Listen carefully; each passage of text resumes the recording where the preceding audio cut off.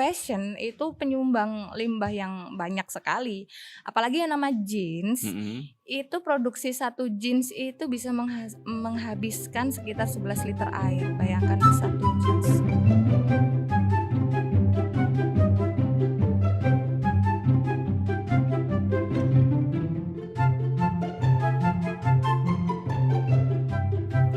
Obrolan Warung Kopi bersama saya Najib.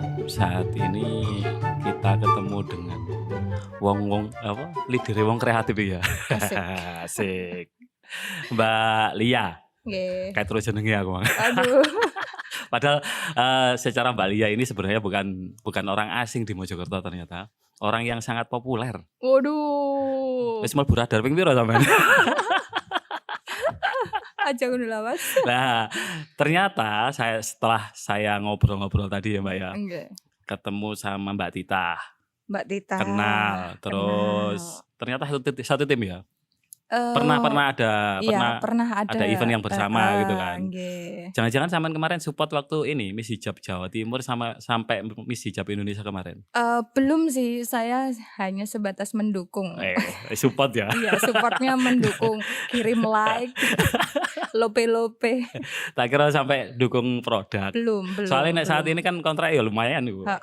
Tapi kemarin sudah disoundingkan, asik. Terus ternyata berhubungan juga dengan Mas Arif. Mas Arif. Dan yang mempertemukan saya dengan sampean hari ini adalah Pak Sapari atau Mas Ferry. Bulet kabeh ono kabeh nang konten ku. Jakarta cilik kok Mas. Ya meskipun kecil kadang kan kita nggak bisa ketemu, nggak bisa tahu bahwa ini orang baru atau orang lama. Iya benar. Soalnya dari sekian tahun saya di Mojokerto ternyata sekian tahunnya sampai di Jogja. bener. Di komunitas apa Mbak? Kalau di Mojokerto ikut komunitas Mojokerto Creative Crafter atau MCC biasanya disebut. MCC. Itu indie apa dukungan dari? Indie, kami indie mencakup Mojokerto Raya. Jadi kabupaten kota masuk semua.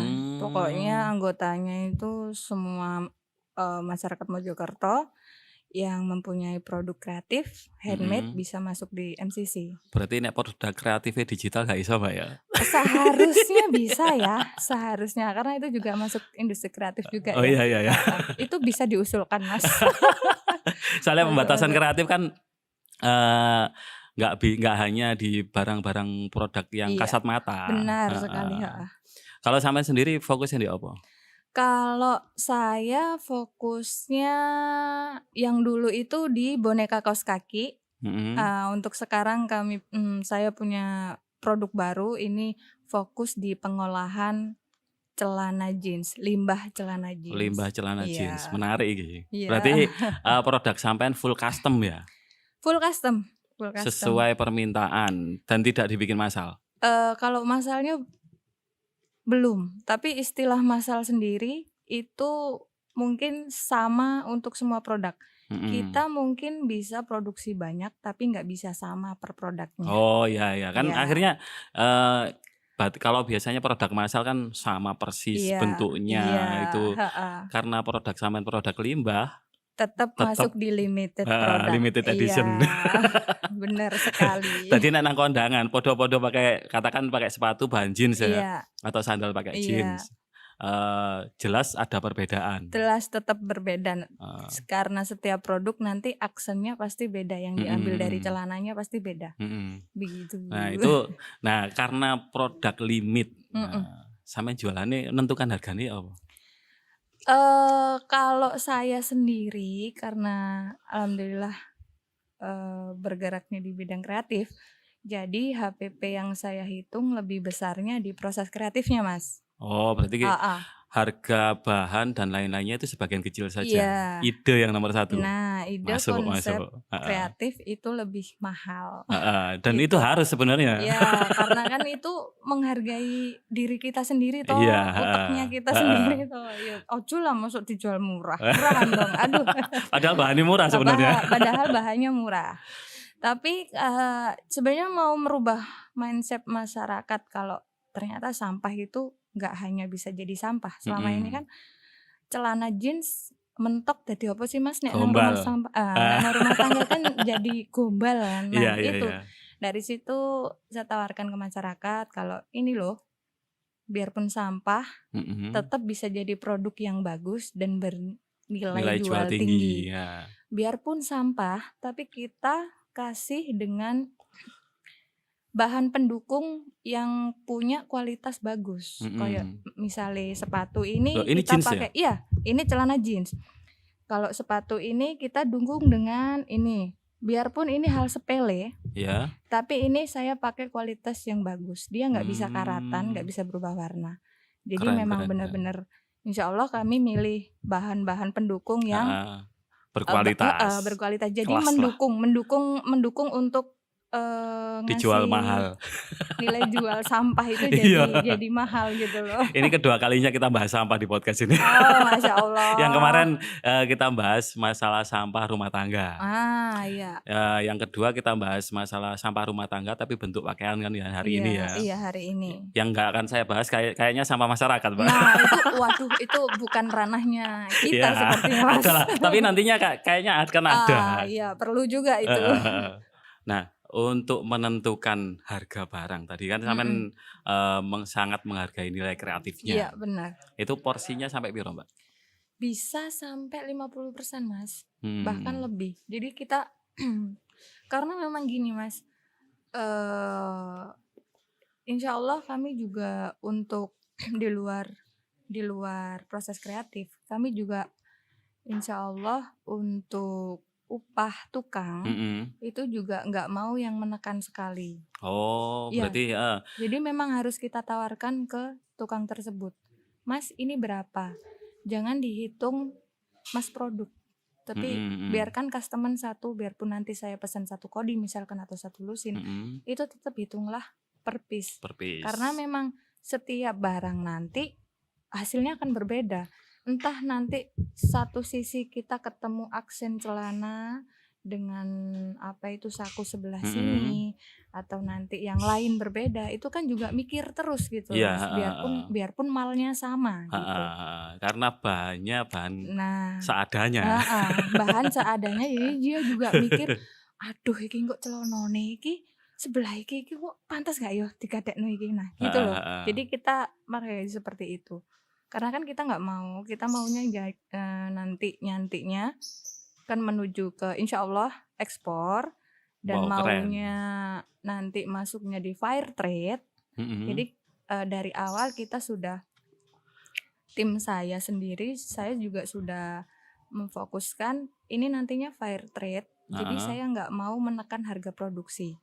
Oh, begitu. Berarti harga produksi untuk tukang, jasa tukang, itu sampean masukkan sampean tambahkan di proses kreatif ya? Iya. Bukan include dengan bukan include dengan biaya kreatif, tapi ada tambahan kreatif sendiri untuk tukang ya. Jadi tetap HPP-nya itu masuknya dia nanti ada bahan, ada upah tukang, tapi juga ada proses kreatifnya. Nah, itu nanti jadinya tukang terbagi dua. Proses pengerjaan sama proses kreatifnya tukang. Iya, makanya saya nggak mau, Mas, saya nggak berani, bukan nggak mau ya, nggak berani untuk, Mas kok sakmene sih kok sok kurang, nggak berani Mas, karena ya itu tadi pasti mereka juga mikir gitu. Jadi berapa yang ditawarkan ya itu udah. Sampai main barang-barang yang kayak gini atau barang kreatif ini mulai kapan sih? Kalau untuk main limbah. Limbah, karena boneka kaos kaki saya itu juga sebenarnya limbah, Mas. Lebih parah lagi sebenarnya. Lebih parah lagi, itu limbah pabrik yang benar-benar pabrik kaos kaki, yang kaos kakinya aduh bentuknya Mas, wes sudah nggak layak jual lah, Pak. Itu dari situ, dari pabrik itu saya beli. Tak kira kaos kaki bekasnya orang. Enggak, malah nggak bisa karena kan sudah tipis toh bahannya. Nah, itu nggak bisa. Kalau limbah pabrik kan dia kaos kaki yang baru tapi dia salah produksi. Nggak tahu itu benangnya salah, gambarnya salah, atau bahkan bolong di sana sini. Nah, itu kita tak beli, perbal, tak olah lagi gitu. Itu kalau yang main limbahnya udah dari 2012-an lah. Suwe yo. Iya. Kayak encene uripe nang pergombalan, perlimbahan. Pokoknya gak gombali aku ya, Mbak. Aduh nek jarine Mas Ferry aku sing gombali ya, itu aku sing dadi korban gombal. Lah iku. Makanya aku masih batas ya, ojo gombali aku pokoknya. Aduh. Tentunya ketika kita bertindak atau menemukan ide ada dasarnya loh. Iya, pasti. Yang bikin sampean jalan di limbah mulai kaos kaki sampai jeans. Ini yang sing inspirasi apa sih? Kalau dulu yang di kaos kaki itu dulu itu sebenarnya kan saya bergeraknya di bidang belum limbah tapi masuk di boneka kerajinan biasalah kerajinan boneka. Tapi itu aku inspirasi dari luar waktu itu loh, kok aneh yo boneka dari kaos kaki aku gitu. Baru nyoba terus akhirnya ada yang menawarkan dari pihak pabrik sendiri, Mbak ini loh ada kaos kaki bekas, bukan bekas limbah, gagal produksi banyak banget kalau sampean mau ngolah, ini saya kasih. Tetap beli saya, enggak karena mereka juga enggak mau rugi kan, jadi kami beli akhirnya oh iya bagus. Ditambah lagi saya kerjasama dengan orang Jerman, saya masuk tim mereka dan itu di bidang lingkungan juga. Wah, berarti jadi pemain lawas. Pertamanya mereka hanya order boneka, gimana caranya bikin shopping bag yang dikemas dalam boneka. Jadi bonekanya itu nanti dalamnya itu ada tas. Jadi mereka pengen merubah kebiasaan kita pakai kresek di mana-mana dengan cara ngasih boneka itu sebagai gantungan kunci. Kalau dalam bentuk boneka kan lucu, mau bisa dibawa kemana-mana, gantungan kunci bisa, gantungan motor bisa, tas bisa. Nah dari situ akhirnya aku oh iya akhirnya ketanam terus mas masalah isu lingkungan itu. Terus akhirnya dari situ aku udah mulai masuk ke limbah gimana ya caranya. Setiap hari aku harus mikir. Bahkan itu waktu itu shopping bag sendiri itu mereka pakai kain recycle dari sampah botol plastik. Shopping bagnya, kainnya. Jadi setiap satu shopping bag itu terbuat dari 2 botol plastik ukuran 1,5 literan. Berarti ada proses berikutnya ya setelah botol plastik diproses lagi jadi kain tadi. Iya benar, terus akhirnya dimasukkan ke produksi tas, produksi boneka jadilah itu produk tersebut. Nah dari situ kan akhirnya aku juga mikir oh berarti nggak boleh banyak buang sampah dan sebagainya dari situ. Nah kalau untuk yang jeans ini itu juga konsepnya sebenarnya sudah lama. Tapi baru terrealisasi beberapa bulan ini kan. Kalau ini berdasar sama fast fashion. Nah, semakin banyak kan Mas sekarang, apalagi murah-murah. Apalagi wanita. Pasti kan padahal Mbak ya, nek tak delok wujud sampai ini gak ono geli-geline blas. Enggak, kita kan tadi ngomong-ngomong ya di luar frame ya. Sama ini enggak ada istilahnya kalau cewek feminimnya enggak. Tampilan juga enggak terlalu feminim. Kok iso fokus ke bahan produk-produk yang feminim banget. Iya, produk fashion pemerhati fashion, ayo. Iya ya Mas, enggak tahu ya Mas karena berangkat dari situ juga mungkin karena ternyata limbah fashion itu juga penyumbang limbah terbanyak gitu loh di luar plastik gitu. Setelah plastik. Fashion itu penyumbang limbah yang banyak sekali. Apalagi yang nama jeans. Itu produksi satu jeans itu bisa menghabiskan sekitar 11 liter air. Bayangkan Mas, satu jeans. Wow, keren. Satu jeans aja. Makanya sekarang brand-brand besar seperti merek jeans itu mereka menawarkan celana jeans yang lebih ramah lingkungan, yaitu sama seperti shopping bag tadi, kain yang berasal dari recycle jeans, recycle botol plastik. Nah, berarti perusahaan jeans mau mengurangi sampah plastik untuk dibikin produk jeans. Jadi mereka mengurangi penggunaan air sebenarnya dengan cara itu tadi menggunakan kain. Proses produksinya itu menggunakan kain dari recycle plastik tadi. Nah itu terciptalah celana jeans yang ramah lingkungan akhirnya. Tapi sajane gak ramah-ramah banget. Gak ramah-ramah banget sebenarnya, cuman kan. Tapi setidaknya mengurangi sampah. Setidaknya mengurangi jumlah air yang digunakan. Dan bahannya kan juga dari sampah toh. Dari sampah. Itu. Nah Terus piye dong yang jeans-jeans yang sudah ada di pasaran? Ya akhirnya itu tadi, ya paling enggak kita meminimalisir gombal-gombal yang ada di rumah itu tadi. Monggo kalau punya sampah-sampah atau limbah jeans yang udah nggak kepakai, kita bisa tampung, kita bisa bikin produk baru. Kan ngono Dan ceritanya itu. penyumbang sampah gombal Iya, gombal. paling banyak cewek. Iya, benar sekali. Karena biasanya di lemari itu banyak bertumpuk gombal-gombal yang jarang dipakai. Nah. Tapi kalau kita shopping ke pasar, ke mall, ono apik gitu kan, ono apik. Alhamdulillah saya mboten Mas. Klambine yo gerigi wae. Tapi tetep aku gak yakin nek sampean ngono. Kaos sampean jek ono sakmene nek kaos. Oh, Mas, bener Mas.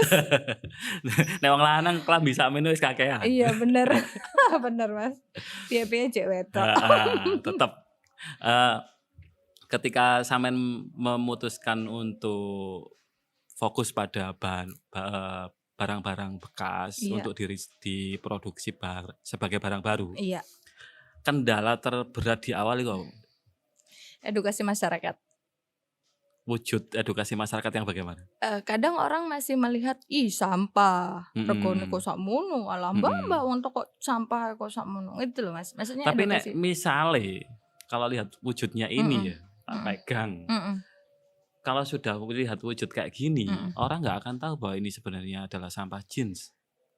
Kecuali kita bilang. Oh iya, harus tahu makanya. Kenapa? Karena memang kita mengedukasi masyarakat kalau iki lho sampahmu iku ojo gombal bekasmu iku ojo digur gombal ngono. Iki lho iso dadi kok ngene gitu loh Mas maksudnya. Berarti salah satu edukasinya di situ ya. Betul. Makanya kan kadang orang menilai, "Lambang untuk kok ban jeans bekas kok regone sampai sakmene." Padahal mereka nggak tahu prosesnya bisa jadi seperti ini, seperti apa kan nggak tahu. Nah, itu kadang yang susah seperti itu. Untuk masalah bahan sendiri insya Allah gampang, mudah. Limbah-limbah banyak sekali. Ini sampean mendatangkan dari mana ini? Ini masih sekitaran Mojokerto Mas. Kami ada kerjasama sama DLH, teman-teman DLH. Teman-teman DLH dapatnya dari mana, Mbak? Ya itu biasanya mereka kadang juga menerima sampah-sampah gombal. Oh. Nah itu mereka pilah lagi mana yang masih bisa dibuat produksi, mana yang enggak. Nah yang masih bisa nanti kita olah lagi. Sterilisasi, cuci dan sebagainya sampai bisa. Jelas banyak kumane. Banget. Gitu. Semua sampah soalnya. Iya. Ini kan nggak mungkin toh sampai jalan sendiri ya. Oh, enggak. Ini pakai tim berapa orang nih sampai saat ini? Kalau saat ini alhamdulillah sekitar 10 orang. 10 orang. Iya. Sudah 10 orang. Keren. Karena saya nggak bisa jalan sendiri. Iki. Nah, saya nggak bisa jalan sendiri. Tak takone Mas Ferry, Mas gak iso mlaku dhewe ta jane. Ditonton. Oh, jangan ditonton ya, Mas. Manja soalnya. Kalau semua ini ide-ide awalnya apakah dari tim atau khusus ide desain dan lain-lainnya dari sudah ada pembagian Mas ya? Kalau untuk ide awal semuanya dari saya memang. Tapi kalau untuk masuk di produksi saya hanya mungkin beberapa desain dari saya. Selanjutnya saya serahkan di produksi. Oh, tim ada produksi. sendiri ya? Iya. Jadi saya hanya ngasih konsep dasarnya aja. Saya maunya seperti ini nanti.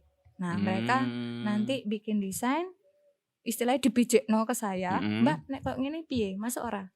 Oh iya masuk. Oh iya ora kurang koyok ngene gitu. Gitu, ini berarti untuk produk fashion sampean dari jeans sudah ada produk kayak sepatu, sandal. Ya. Selain itu apa mana? Sepatu, sandal, topi. Oh, topi sampai masuk tas, ya? dan jaket. Keren. Jaket dari celana jeans. Yes. Kan ada jaket yang bahan jeans. Iya. Tapi ini dari limbah celana jeans. Saya bikin jaket. Gitu. Kalau untuk sepatu atau sandal dari satu jeans ukuran katakan 33 atau 34 bisa jadi berapa? Kalau satu celana insya Allah jadi 2 sepatu. 2 sepatu atau 2 sandal. Keren ya. Iya. Ini pemasaran nih. Sekarang masih dipasarkan sendiri atau sudah ada pihak-pihak lain yang kalau sekarang kalau memang untuk yang abjek ini atau yang jeans ini masih benar-benar newborn sekali Mas, aku bilang masih bayi sekali. Jadi ini masih lokalan. Pasarnya lokal. Iya, masih pasar lokal. Face to face itu berarti ketemu nih. mouth to mouth, terus atau enggak ya kethok tular Iya, gitu-gitu. iya. Insya Allah ke depan kami akan ada event grand opening showroom. Nah Wah, itu ndi? nanti ada lah ya.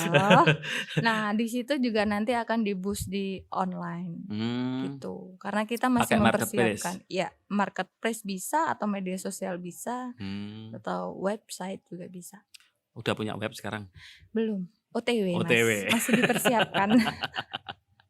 Nek kira-kira ini ya, kita kan sampean belum menyampaikan harganya ini berapa kan. Belum. Nah, saya juga nggak tahu harganya piro.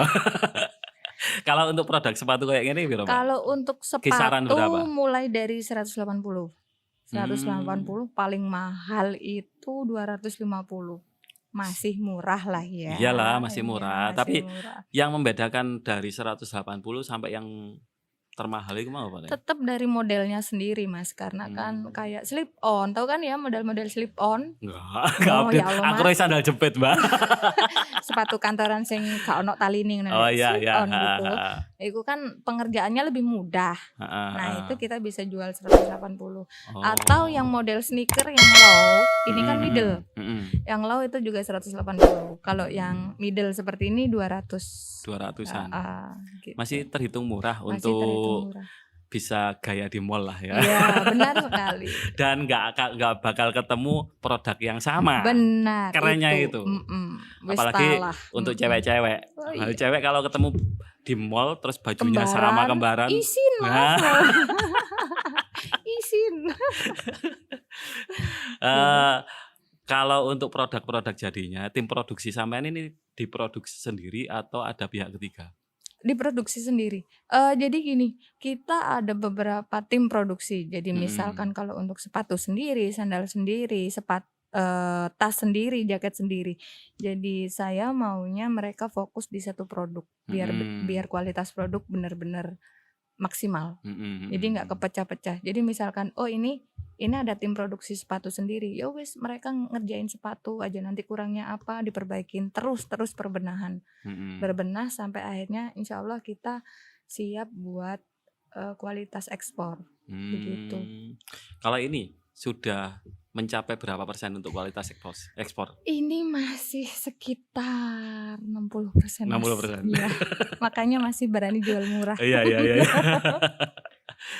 Lah ini untuk mencapai kualitas ekspor kan standarnya itu ada ya. Ada. Grade untuk menentukan grade ekspor, grade nasional itu kan sampean sudah punya standar. Iya. Ketentuan apa yang belum dicapai sama produk yang ini? Yang paling utama itu adalah tembusnya logo atau merek. Oh iya, itu penting sekali, apalagi keluar. Biarpun kita indie, ya pastinya harus tetap punya kekuatan hukum lah. Nah itu satu. Untuk kedua itu tetap di kekuatan karena sepatu ya. Nek sepatu itu di ini loh Mas, lem. Nah itu. Yang lain insya Allah kalau untuk bahan, insya Allah masih masuk.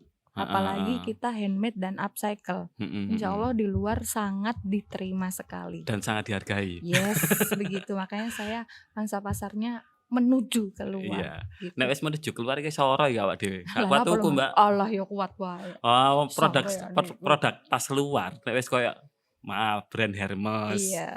Itu kan sebenarnya produk-produk yang dibikin oleh tangan toh. Nah, harganya sampean tahu sendiri kan? Iya. Berarti ini bisa menyaingi Hermes kapan-kapan. Insya Allah.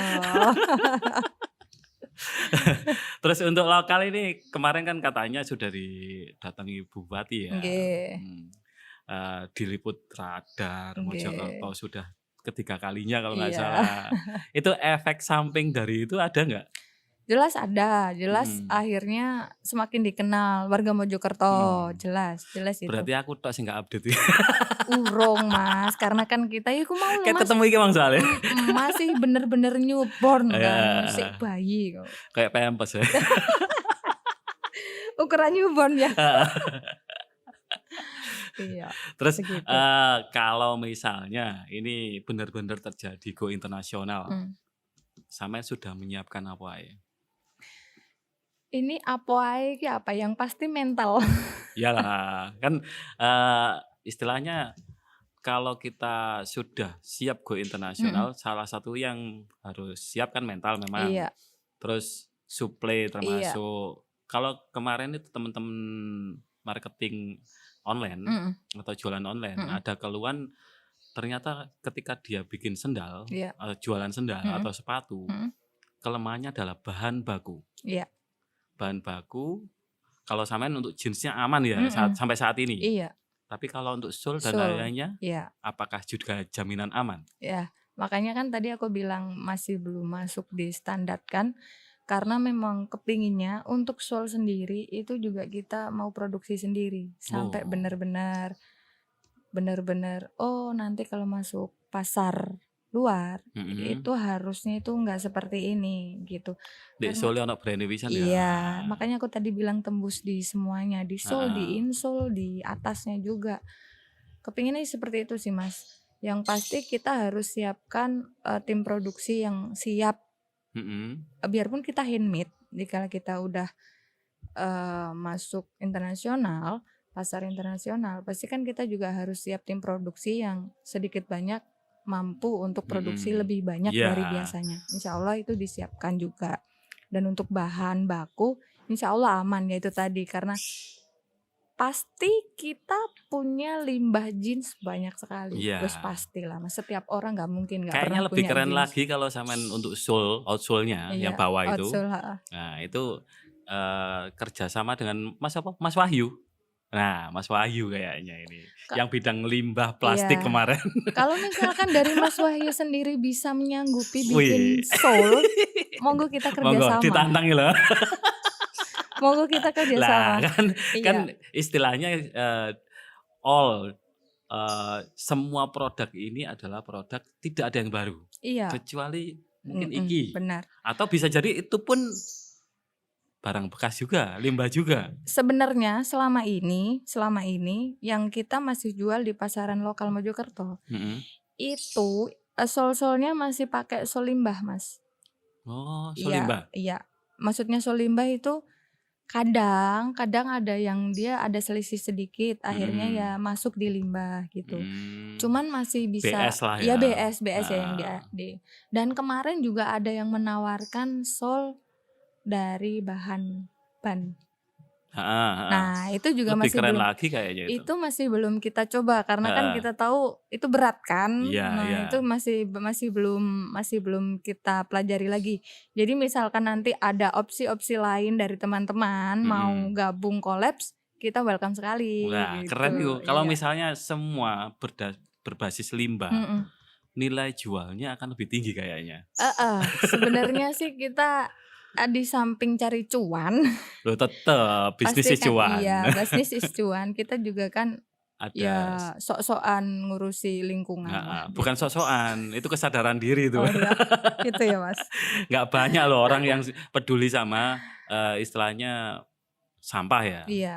Soalnya kalau kita ke pasar, sampah plastik, terus sampah-sampah yang lainnya, dan sampah masyarakat juga banyak. Iya, bener banget.